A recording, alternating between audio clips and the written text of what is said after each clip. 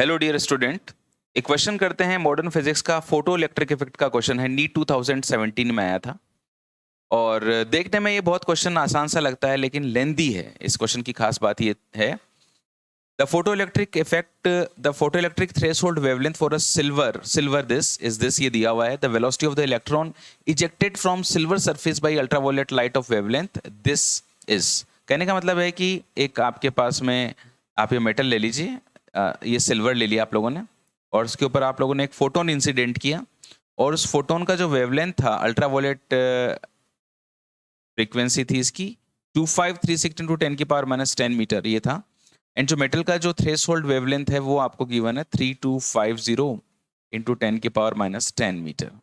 आपको बताना है कि इससे बाहर जो इलेक्ट्रॉन निकलेगा उसकी वेलोसिटी क्या होगी।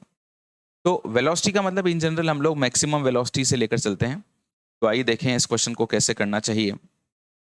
आप लोग जानते हैं कि from Einstein's photo electric equation, exams में इस पे बहुत ज़्यादा क्वेश्चंस आते हैं। इस इक्वेशन ये कहती है कि इंसिडेंट फोटोन का जो एनर्जी होता है वो work function plus kinetic energy होता है। तो जब आप काइनेटिक एनर्जी निकालते हो तो ई माइनस वर्क फंक्शन होता है।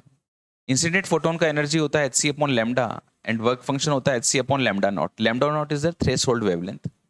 एच सी को मैंने बाहर ले लिया, ये 1/λ not, and this is kinetic energy maximum.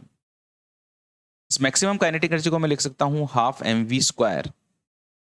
तो वेलोसिटी बराबर हो जाएगा 2, ऊपर ले गए हम लोग और m को नीचे ले आए, एंड ये एच सी यहाँ पर था ही 1/λ माइनस 1/λ नॉट, एंड मैंने इधर रूट लगा दिया। ओके, लेकिन अब आप लोग जानते हो बहुत अच्छे से कि अगर मैं ये जो वैल्यूज पुट करता हूँ, लैम्डा को मीटर में, लैम्डा नॉट को मीटर में, और एच प्लैंक्स कांस्टेंट की वैल्यू अगर मैं पुट करता हूँ यहाँ पर, तो नो डाउट इसका जो सॉल्यूशन है, अब यहाँ पर आकर एक स्टूडेंट के लिए इन सब वैल्यूज को एग्जाम में सॉल्व करना थोड़ा सा कठिन हो जाता है, क्योंकि यहाँ पे लैम्डा और लैम्डा नॉट भी आपको लिखने हैं। एंड जो लैम्डा है इसकी वैल्यू आपको दी हुई है 2536 इंटू 10⁻⁻10, एंड यह है 3250 इंटू 10⁻⁻10।